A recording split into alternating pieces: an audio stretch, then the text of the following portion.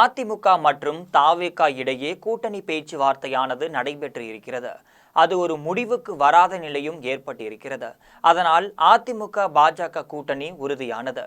மத்திய உள்துறை அமைச்சர் அமித்ஷா சென்னைக்கு வந்து தங்கி இருந்து அந்த வேலையை செய்து முடித்தார்.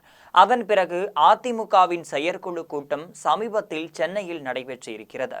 அதில் மெகா கூட்டணி அமைப்பதற்கு வியூகம் வகுத்து வரும் அதிமுக பொதுச் செயலாளர் எடப்பாடிக்கு பாராட்டு என்று தெரிவித்து தீர்மானமும் நிறைவேற்றப்பட்டிருக்கிறது.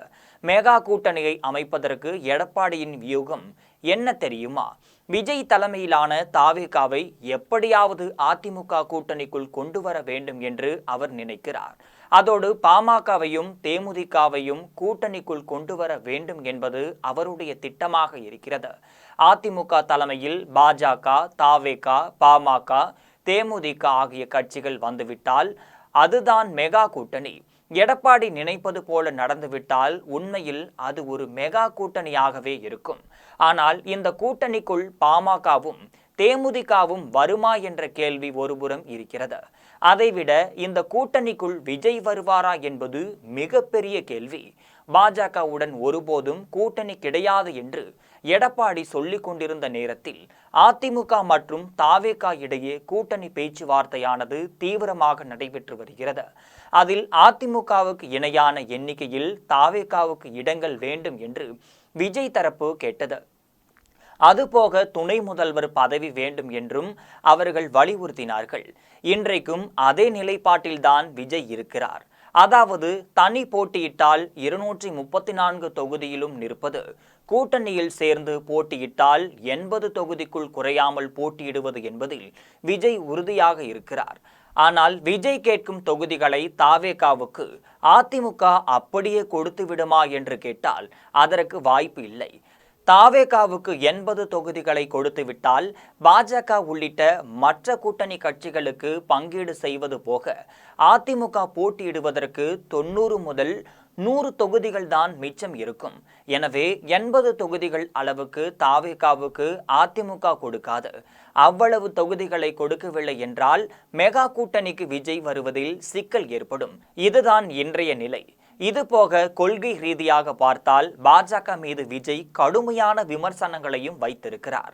பாஜக இருக்கும் இடத்தில் ஒருபோதும் இருக்க மாட்டோம் என்ற நிலைப்பாட்டில் தாவேகா தெளிவாக இருந்து வருகிறது. அப்படி இருக்கும்போது எடப்பாடியின் மெகா கூட்டணியில் விஜய் சேருவதற்கு வாய்ப்பே இல்லை என்று சொல்லப்படுகிறது. சமீபத்தில் கோவையில் நடைபெற்ற தாவேகா வாக்குச்சாவடி முகவர்கள் கருத்தரங்கில் பேசிய விஜய் சமரசத்திற்கு இடமில்லை, மக்களின் நலனுக்காக எந்த எல்லைக்கும் செல்ல தயார் என்றும் குறிப்பிட்டார். சமரசத்திற்கு இடமில்லை என்றும் சொன்னதை விட்டுவிட்டு எந்த எல்லைக்கும் செல்ல தயார் என்றும் அவர் சொன்னதையே பிடித்து கொண்டு விஜய் அதிமுக கூட்டணிக்கு செல்ல தயாராகிவிட்டார் என்று சிலர் கூறி வருகின்றனர். அந்த வாதத்தின்படி ஒருவேளை விஜய் அதிமுக கூட்டணிக்கு சென்றால் கட்சி ஆரம்பித்தவுடன் தங்களுடைய கொள்கை எதிரி என்று சொன்ன கட்சியோடு சேர்ந்து கொள்கையில் சமரசம் செய்துவிட்டாரே என்று தாவேகா தொண்டர்களும் நடுநிலையான வாக்காளர்களும் கருதுவார்கள். விஜய் நிலைப்பாட்டை அவர்கள் நிச்சயம் ஏற்றுக்கொள்ள மாட்டார்கள். ஒரு மாற்றத்திற்காக விஜய்க்கு வாக்களிப்போம் என்று நினைப்பவர்களும் கூட தாவேகாவிற்கு வாக்களிக்க மாட்டார்கள். தங்களை திமுகவிற்கு போட்டி என்று தாவேகா கூறுகிறது. உங்கள் முதல்வர் வேட்பாளர் யார் என்று தாவேகா கட்சியினரிடம் கேட்டால் விஜய்தான் என்று அவர்கள் சிறிதும் தயக்கமின்றி கூறுகின்றனர்.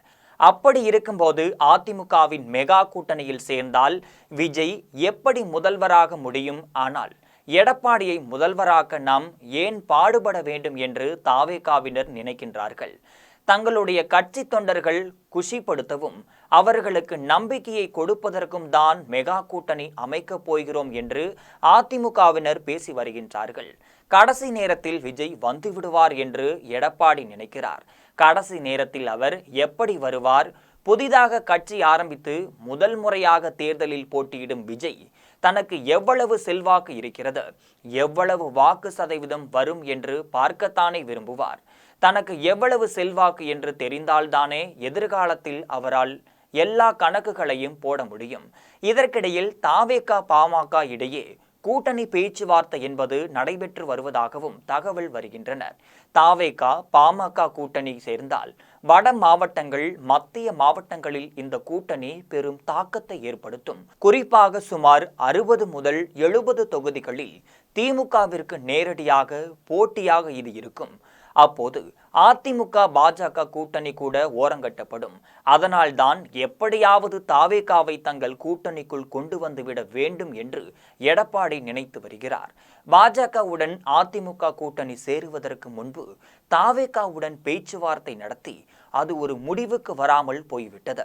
ஆனாலும் மெகா கூட்டணிக்குள் தாவேகா வருகிறது என்ற ஒரு பேச்சை அதிமுக தரப்பை இப்போது கிளப்பி விடுகிறது. இது குறித்து தாவேகாவின் முக்கிய நிர்வாகிகளிடம் கேட்டால் தேர்தலுக்கு இன்னும் 10 மாதங்கள் இருக்கின்றனர். அதற்குள் அதிமுக பாஜக இடையே ஏதாவது சிக்கல் ஏற்பட்டு அதிமுக விலகி வந்தால் அப்போது வேண்டுமானால் அவர்களுடன் கூட்டணி பற்றி யோசிக்கலாம். பாஜக இருக்கும் கூட்டணியில் ஒருபோதும் நாங்கள் இடம்பெற மாட்டோம் என்று சொல்லியிருக்கிறார்கள். ஊழல் கட்சியுடன் சமரசம் செய்து கொள்வோம், ஆனால் மதவாதத்துடன் ஒருபோதும் சமரசம் செய்து கொள்ள மாட்டோம் என்ற நிலைப்பாட்டில் அவர்கள் உறுதியாக இருக்கிறார்கள் என்பதை புரிந்து கொள்ள முடிகிறது. 10 மாதங்களுக்கு முன்பே அதிமுகவும் பாஜகவும் கூட்டணி வைத்தது சாதகமா பாதகமா என்பது தெரியவில்லை. 10 மாதத்திற்குள் எது வேண்டுமானாலும் நிகழலாம். அதிமுகவை பொறுத்தளவில் அடுத்த 10 மாதங்களுக்கு அமலாக்கத்துறை சோதனை போன்ற பிரச்சனைகள் இல்லை. இப்போதைக்கு நிம்மதியாக இருக்கலாம் என்று நினைக்கிறார்கள். தொகுதி பங்கீடு, கூட்டணி ஆட்சி போன்றவற்றை தேர்தல் நெருக்கத்தில் பார்த்து கொள்ளலாம் என்று எடப்பாடி நினைக்கிறார். கூட்டணி ஆட்சி விவகாரத்தை பொறுத்தளவில் கூட்டணி ஆட்சி என்றுதான் அமித்ஷா தெளிவாக சொல்லிவிட்டு போனார். அதன் பிறகு கூட்டணி ஆட்சி இல்லை என்று எடப்பாடி சொன்னதால் அமித்ஷா கோபத்தில் இருந்து வருகிறார் என்று சொல்லப்படுகிறது. அதிமுக பாஜக இடையே இது போன்ற சிக்கல்கள் தவிர்க்க முடியாதவை. இந்த சிக்கல்களுக்கு மத்தியில் இந்த கூட்டணிக்குள் தாவேகா எப்படி வரும்? தன்னுடைய பலத்தை அறிந்து கொள்ளதான் விஜய் விரும்புவார். தாவேகாவுக்கு எத்தனை சதவீதம் வாக்குகள் என்பதை வைத்துதான் அடுத்து வரக்கூடிய தேர்தலில் அந்த கட்சியால் எந்த ஒரு முடிவையும் எடுக்க முடியும். எனவே தாவேகா தனித்து நிற்கும் முடிவை எடுப்பதற்கே வாய்ப்பு இருக்கிறது. தாவேகா தனித்து நின்றால் அது திமுக எதிர்ப்பு வாக்குகளை பிரிப்பதற்கு வாய்ப்பு இருக்கிறது. அதனால் திமுகவின் வெற்றி வாய்ப்பை அதிகரிக்கும்.